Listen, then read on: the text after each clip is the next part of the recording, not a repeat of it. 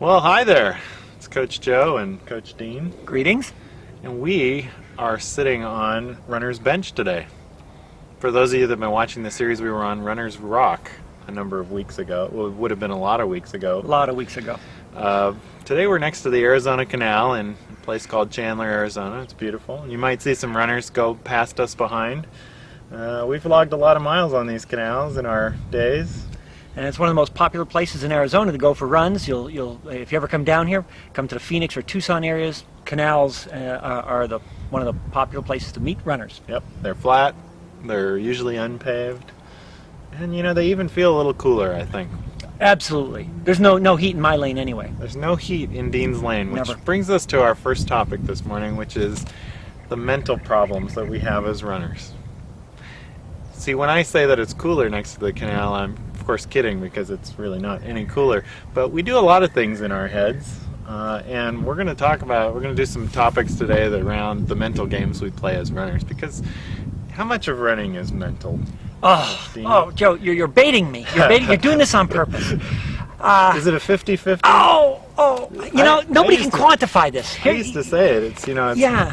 Running is half mental, half physical, and half something else. I can't remember what the other half was, but it came up to more than 100%. Yeah. Some people say 99% mental. You'll hear things like that, and other people, they'll have all these different percentages. But of course, we can't quantify. This is an opinion issue. My first comment would be, let's dispel any myth about what portion it is.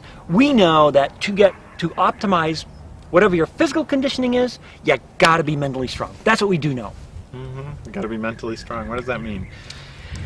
When the going gets tough, we keep going. You keep going, and in fact, get going faster or better.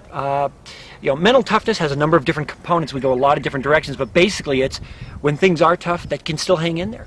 When that person passes you who you think shouldn't be passing you, you don't give in. You don't say, must be a bad day, I'm going to back off. It's when you hit the hills, it's not, I'll just try to hang in there. It's, I'm going to hit these. I'm going to hang with the crowd. It's late in the race in a marathon when you're hanging with, whether it's the pace group or some group where you're trying to, for certain times, it's no matter how bad you're feeling, it's no, I can do this, another step, another mile, another corner, and you keep mentally focused, being tough. So we're talking about racing in a lot of these situations. I know something that helps me is to fall back on. You said hanging in there, trying to stay with the pace group, things like that when it's really starting to hurt. I know something that has helped me is to know that I have a foundation in my training, to have confidence in that. If you've really felt like you've done the training, then you can at least fall back on that, right? If you don't believe in it, Right. it's going to make it really tough on you. Critical point. And as a certified mental games coach, I work with a lot of athletes, and here's one of the interesting questions on the survey that we ask is, for you personally, is it physical drives your mental toughness? In other words, when I'm in shape, I feel mentally tough, or is it the other way around? I get in shape because I'm mentally tough, and I can gruel out these different workouts, which will get me in better shape, or race to my utmost because I can push myself to that level. Everyone's different. Yep. Everyone's different on it. Why is everyone different? Viva la différence. Yeah, it would be so easy if it was one little template, and we could just say, here's how you do it. Yep. Unfortunately, we're not. We're not. It reminds me of something that one of our runners said once. We were at the track, he had stopped coming to the track, and I asked him why he wasn't coming to the track. He said, because it just made me feel uncomfortable. He just really had difficulty with the pain is a strong word, but the discomfort of those workouts, and so he stopped coming. And this is, I think, is an important point too. Now, here's the question that I'd have for someone like that. Maybe you can even make an observation, because let's use this kind of as a case study. If you cannot maintain the discomfort in training, whether that's your long workout or whether that's pushing on a track, tell me, what do you do on race day? Oh yeah. So my question to how do they perform on race day? If they give in, if they back off, if they don't push themselves, this is just another thing. And they will. If you can't do it in training, you won't do it on race day. It won't happen by magic. So the mental aspect does have to be done in training as well to carry over, in fact, into your racing. I can imagine what this person would say back to that, and they'd say, "Well, I'm not doing this to push myself. I just go out there just to do it." And that may be just a rationalization, Or maybe it's a real reason, but I think that would be the answer we'd probably get. And then my again, probing further, I'd say, do you run for a time? Right. If they say, no, time means, yeah, see, if suddenly they say, yeah, I run for time, then no, all bets are off. We're back in that same thing. The only way you can run for time is pushing limits. You can only push limits if you push that discomfort level. That's true. That's true. So let's talk about how the situation changes over time, right? We talked about physical, having the confidence in your physical training and mental. But what about when you get races under your belt? I mean, once you've done it, how does that change the picture? And I think you've got a great example that you had mentioned earlier when we were chatting, the difference between a first-time marathoner and a subsequent multi-time. Any other time marathoner. Yeah, marathoner. Yeah, exactly. Certainly, going into a first race, I don't care whether it is your very first 5K, 10K, half marathon, marathon, you've got all kinds of trepidations over, can I make it? How well will I do? The biggest question I get from people is, I don't want to be last. Yeah. Oh, yeah. What I'll tell you is, anyone who's concerned about that already is competitive enough, they won't be last. I'll guarantee you. So, but all those things go through your mind when it's your first time race of whatever the distance may be. Yeah, with marathon runners in particular, I'll tell you that I always classify all my groups when I start working with them between the people that are doing their first marathon and everyone else. And people say, well, I'm at this level or that level. I say, I don't care. First-time marathon runners have a different struggle because you will not know if you can finish the race until you cross the finish line. Right. And it's all that's on your mind is, well, I don't know. Can I finish? Can I finish? Can I finish? After that, after the first one, it doesn't really matter. You've done it before. It will be more about, did I do the right training? Am I prepared and things? But you know that you can finish. Right. The distance loses some of its mystique in a way. Yeah. And that's not a bad thing. It's a confidence thing. That's correct. Yeah. So what do we say to the first-time marathon runners that are out there to help them deal with that? Yeah. Well, again, I'm going to go back to, if you don't do it in training, you're not going to do it on race day. So one of the big things I like to do with beginning runners, marathoners, in their training, when we're looking at the long runs especially, which are most critical because this is that very long distance, they haven't gone there before, is what are they doing in practice when it's at 20 miler? What do they do in the last 5 miles from mile 15 to 20 when they're starting to get tired and it's like, oh, I just can't wait for this to be done, and all those thoughts start going into your mind.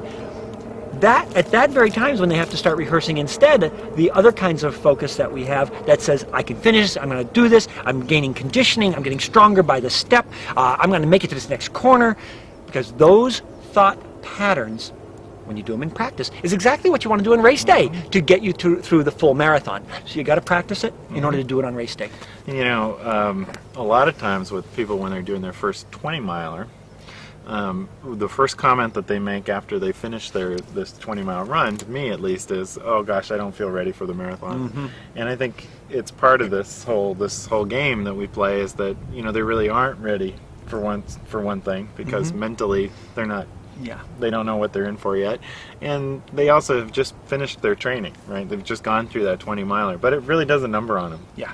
And there's an article out on the site. It's called "First Time Marathoner 20-Miler Anguish," and I use the word anguish because that's like one of the hardest things people go through is that first 20-mile run and thinking, wow, I don't think I can run 6 more miles. Yeah, that's true, and it is a breakthrough number, 20 miles, just like 4-minute mile, breaking a 20-minute 5K, or those kinds of things. Those barrier kinds of issues do have a mental power to them, and we have to use them either to our benefit or they will work to our detriment. Yes. So, as coaches, we need to work with them to say, yeah, but you finished that 20-miler at the end of a full training week, which won't be on race day. Yep. So understand, you're going to be able to feel better, go further. Remember that you're going to have other support systems there that day, and tapering and all this. The energy of race day, So it's reframing it for them. It doesn't dismiss the fatigue they currently feel, but the mental component has to get stronger of reinterpreting what they feel, such as, it's 20, yeah, I'm tired, I'm sore, but you know what? I did it. Yeah. Very different mindset versus, oh, I can't do more. Yep. Another aspect where this comes out is just that pre-race anxiety. That last week or so where people are really beating themselves up, and all the constant thinking. And you know what I always do for in the week before a race is suggest people really focus on what they've done to prepare rather than things that they can't control. You can't predict what the weather's going to be, or whether you're going to forget your sunglasses, or you're going to trip or drop your bottle. All of those things are outside of your control, but what you do control is all the preparations you made. So if you can change your mental thinking to saying, wow, I've really done a lot to get ready for this thing, I should be able to do it, then you're going to feel a lot better. And I'll just dovetail on that more on the what you control issue. You do not control whether the mile markers are correct. You do not control whether your pace group is on pace. You do not control headwinds or tailwinds. You don't control if a water station ran out of water. There are things you do not control. What you do control is your pace, reinforcing that you've done the right preparation. You've got to focus on you. Yeah. All these extraneous things, if you start to focus on them, it'll throw your game off, and then you're going to assure yourself of poor performance. And how you react to all those things. Exactly. Too. That's the exact your thing. Control. Right. Well, I think that's a great place to leave this part of the conversation, but we have many more things to talk about in the mental games area, and we will come back to that in our next segment when we pick it up from Runner's Bench. So join us then. Thank you.